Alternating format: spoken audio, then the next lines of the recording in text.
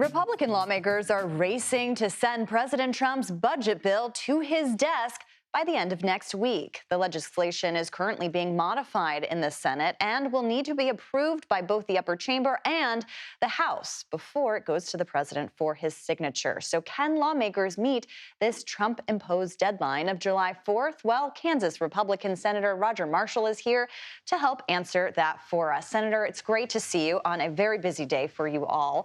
So that's my first question is, can you get this done by July 4th? And what exactly are the holdups here, at least on the Senate side?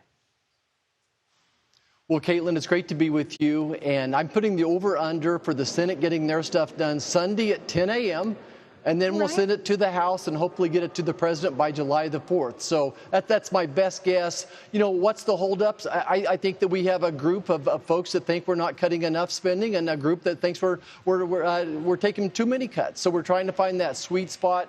And at the same time, lots of communication going on between our leadership, the House, and the president to find that sweet spot. But we need to do this. This will prevent the largest tax increase in American history. It's going to make the average American family about $1,000 a month more that they'll get to keep.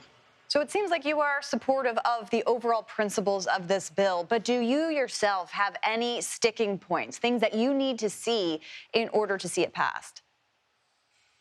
Well, look, I've worked really hard. I've been fortunate to be on the Finance Committee, which has probably had the biggest say in this. So I'm probably got 90% of what I wanted, and I'm very willing to vote for it. Look, I wish we could have cut more spending. I think we cut about 1.7 trillion. My biggest concern is this $37 trillion national debt we had. But look, I think the benefits outweigh some of the challenges there. Again, it'll prevent the largest tax increase in American history. It's going to fund the border. It's going to make our military secure. It's going to keep a child tax credit from going from $1,000 to $2,200. So we'll have a $2,200 tax credit, child tax credit, if we pass this bill. More flexibility with Pell Grants. So there's so many great things in it. I'll be able to live with not cutting enough spending.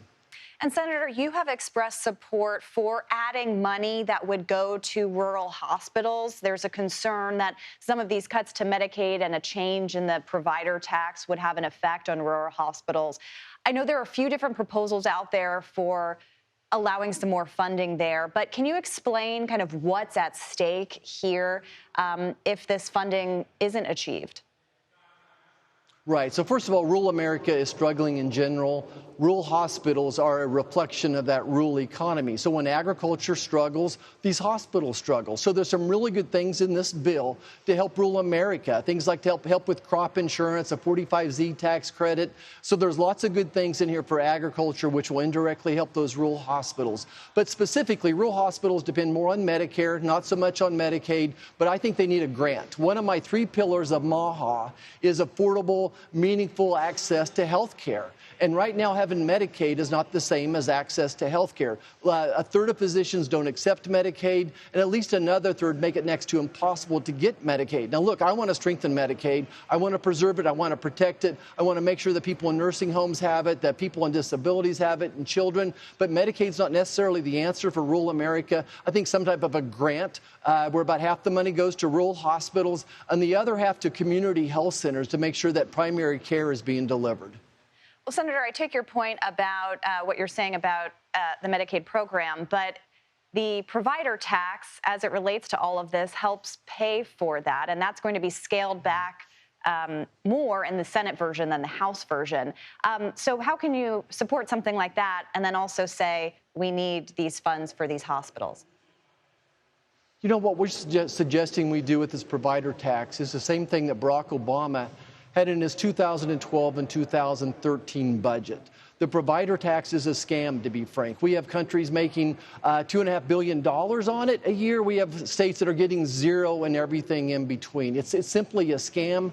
Eventually, we need to roll it back to zero and then use more grants like I'm talking about would be much better. Value-based health care, the community health centers is something that will really help deliver better health care. We need to impact the chronic disease epidemic we have in this country. 60% of Americans have a chronic disease. 90% of the money we spend spend in this country on health care is being spent on these chronic diseases. And I think the community health centers are the secret there, that this is a place where let's say you have type 2 diabetes. We're going to teach you how to cook. We're going to help you with what you order, whether you're on SNAP or using typical traditional money. So I want to get in front of this chronic disease epidemic, and that's what's really going to impact the cost of health care.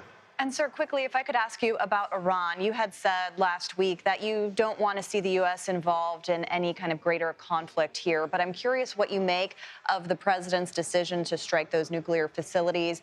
And are you comfortable with the amount of information that Congress has right now? I mean, these briefings, these intelligence briefings have been pushed back. I understand you'll get one tomorrow. But are you comfortable with what you know, or do you want to know more?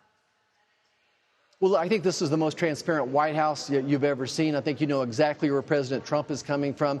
Certainly, I talk to the White House almost on a regular basis, not necessarily with President Trump every day, but certainly whether it's Marco Rubio or someone from the White House is talking to us on a very regular basis. I support President Trump 110%. We went in there with a precision strike, mission accomplished. Hats off to the United States Air Force. We do have 50,000 troops over there in the Middle East. This isn't necessarily over. I hope it is. So certainly they're in our thoughts and prayers as well. But I think the president has got an A++ for how he handled all this. The world's safer today than it was a month ago. All right, Senator Roger Marshall giving us that Sunday at 10 a.m. deadline for the Senate to pass the big, beautiful bill. Thank you very much. We'll hope you join us again soon. Thank you.